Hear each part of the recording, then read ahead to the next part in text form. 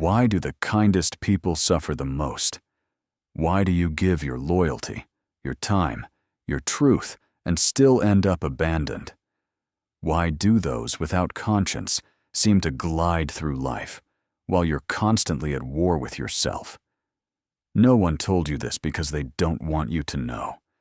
The moment you wake up to the truth, you stop being easy to control. This isn't just another motivational speech. It's a wake-up call, a warning. You may believe that being good, kind, and hard-working will eventually earn you justice, but that's not the world we live in. You're losing not because you're not good enough, but because you're playing a game where you don't know the rules. Machiavelli didn't write about being kind or being good. He wrote about understanding power and leverage. He told you that survival isn't about being the nicest person. It's about knowing when to stay silent, when to be cold, and when to disappear without warning. If you're still clinging to the fantasy of fairness, get ready to be shattered. What you're about to hear will break everything you were taught about morality and how the world operates. Ask yourself this: are you ready to hear the truth? If yes, then be quiet and listen closely. Truth 1. The pain no one taught you about. They never taught you how the world works, only how to behave. You were raised to believe that if you just worked hard, stayed loyal, and did what was right, everything would eventually work out. But no one prepared you for betrayal. No one warned you that your kindness could become currency in someone else's manipulation. You were never taught how to handle the silence that follows after you've given your all and received nothing in return. Here's the painful truth: your goodness was never reciprocated. It was exploited. You thought your loyalty was a virtue, but to others, it was just a tool they used to get what they wanted. The world didn't reward your kindness. It took advantage of your softness. Machiavelli never believed in fairness because fairness isn't a principle of reality. It's a bedtime story for the obedient. You weren't betrayed because you were bad. You were betrayed because you played the wrong game. You followed the rules of morality in a world built on strategy and leverage. And in this game, loyalty without leverage is simply submission. This is the pain of not knowing the rules. The system doesn't see you. It sees your output, your obedience, your silence. But now, you're waking up.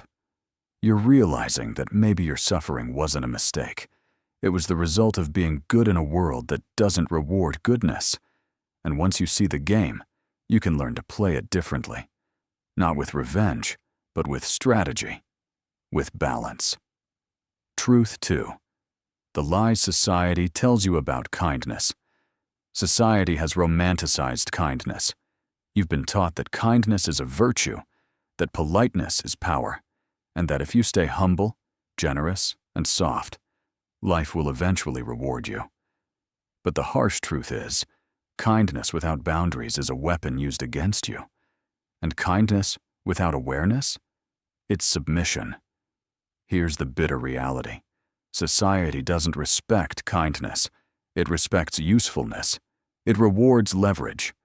It rewards those who understand the system and bend it to their advantage.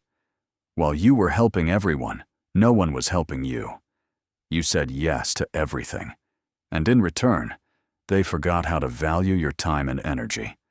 Being liked is not the same as being respected. Respect is earned when you set boundaries and demand it.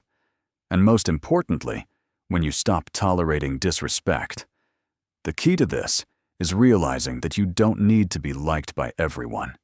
You need to be respected.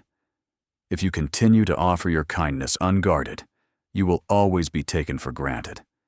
You can be generous, but be selective. You can be forgiving, but not forgetful. Protect yourself first before offering anything to others. Kindness doesn't mean being a doormat. It means standing firm in who you are and giving from a place of abundance, not emptiness. Real kindness has a spine. Truth 3. The emotionless win. We've been taught that showing emotion is a sign of authenticity. But here's the question. When has your vulnerability ever protected you? When has your honesty stopped someone from betraying you? When has your emotional openness made the ruthless more merciful? Machiavelli never said that emotions were bad. He said that they were dangerous, not because you feel them, but because others see them. Once your emotions are visible, others know exactly where to strike. In the world of power, emotions are visibility, and visibility is liability. To control the room, you must control your emotions. The world expects you to react, to defend yourself, to justify, to explain. But when you don't react, when you simply observe, you shift the dynamics. Control is not suppression, it is direction. It is taking that emotional fire and choosing where it burns. The man who controls his emotions doesn't just survive, he thrives. Emotional discipline makes you untouchable. Truth 4. Silence is the language of the powerful.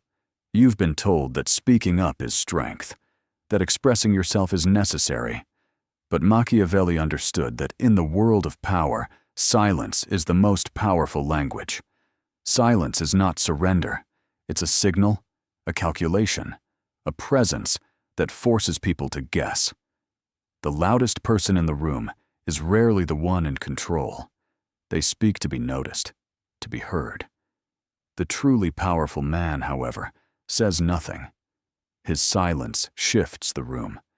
It makes people uncomfortable because they don't know what he's thinking, what he's planning, or where his boundaries are.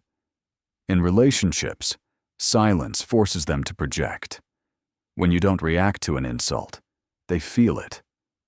When you don't explain yourself, they start questioning their own actions. Silence is your armor, a tool that, when wielded strategically, creates fear without a single word.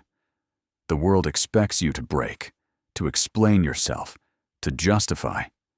But power doesn't explain, it stands. And when you stand still, your presence will be felt more than any shout ever could. Truth 5. The art of controlling perception. Machiavelli's genius was understanding that perception is reality. It is not enough to be powerful. You must appear powerful. People don't follow truth. They follow confidence, certainty, and the illusion of competence.